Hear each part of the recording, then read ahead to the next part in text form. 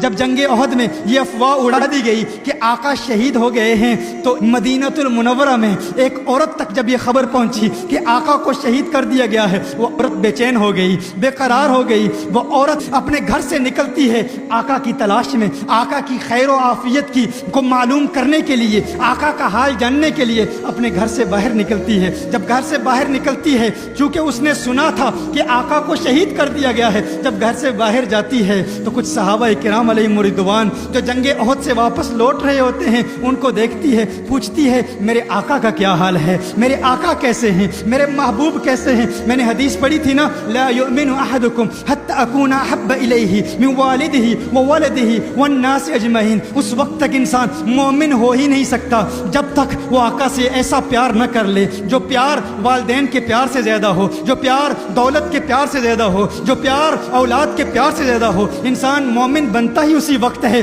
جب انسان آقا سے پوری کائنات سے زیادہ پیار کرے، ہر ایک سے زیادہ پیار کرے۔ یہی پیار کا تقاضا ہے۔ مصعب بن عمیر نے اپنے ماں باپ کو چھوڑا تھا، یہاں یہ ایک عورت آقا کے پیار میں، آقا کی تلاش میں بے قرار ہو کر مدینہ المنورہ سے احد کے مقام کی طرف جا رہی ہے، صحابہ سے ملاقات کرتی ہے۔ صحابہ کہتے ہیں، ہے صحابیہ کیا تو جانتی ہے تیرے خامند کو شہید کر دیا گیا ہے، تیرا خامند شہید ہو چکا ہے، تیرے خامند کو قتل کر دیا گیا ہے۔ اس عورت نے کہا، ارے میں نے خامند کے متعلق نہیں پوچھا، میں نے اپنے محبوب کے متعلق پوچھا ہے، بتاؤ میرے محبوب کا کیا حال ہے۔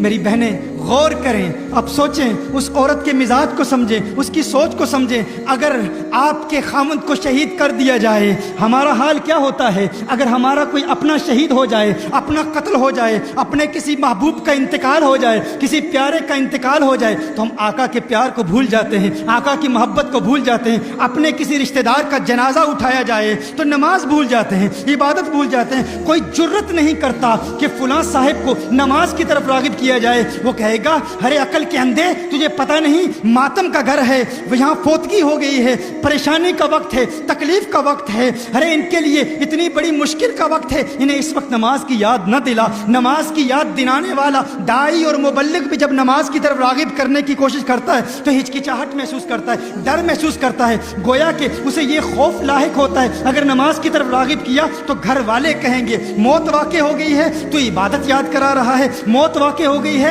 تو تدفین کے احکام سکھا رہا ہے، موت واقع ہو گئی ہے تو کفن کے احکام سکھا رہا ہے۔ ہر ایک ڈرتا ہے کیونکہ ہم نے ماحول ہی ایسا بنا لیا ہے نا، ہم نے ماحول ہی ایسا کریٹ کر لیا ہے۔ لیکن اگر ہمارا کوئی عزیز اقارب رشتہ دار اس دنیا سے چلا جائے ہم دین کو بھول جاتے ہیں، آقا کے پیار کو بھول جاتے ہیں، آقا کی محبت کو بھول جاتے ہیں۔ اور وہاں وہ عورت جو آقا سے پیار کرتی ہے، آقا سے محبت کرتی ہے، اسے بتانے والے نے بتایا تیرے خامند کو شہید کر دیا گیا ہے، تو خامند کے متعلق نہیں پوچھتی؟ اس نے کہا نہیں مجھے میرے محبوب کے متعلق بتاؤ۔ نہیں کہا کہ اس کے کفن کا انتظام، اس کے دفن کا انتظام، نہیں خامند کی یاد ستا رہی ہے، نہ ہی خامند کی محبت ستا رہی ہے، وہ جاننا چاہتی ہے میرے آقا کا کیا حال ہے، میرے آقا کیسے ہیں۔ ایک اور صحابی آتے ہیں، وہ صحابی کہتے ہیں تجھے پتہ نہیں تیرے بھائی کو شہید کر دیا گیا ہے، تیرے بھائی کو قتل کر دیا گیا ہے۔ اس نے کہا نہیں مجھے بتاؤ میرا محبوب کیسا ہے، مجھے بتاؤ میرے آقا کیسے ہیں۔ کسی نے کہا ارے تجھے پتہ ہے جنگ احد میں تیرے باپ کو شہید کر دیا گیا ہے۔ اس نے کہا نہیں بتاؤ میرے آقا کیسے ہیں، بتاؤ میرے محبوب کیسے ہیں۔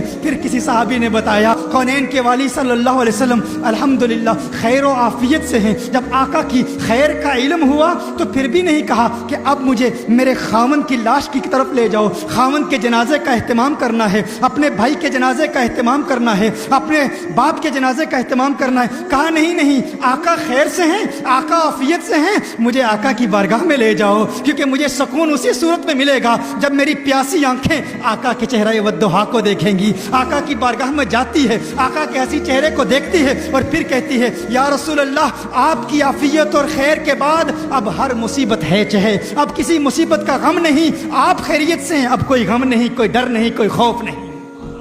یہ پیار ہے۔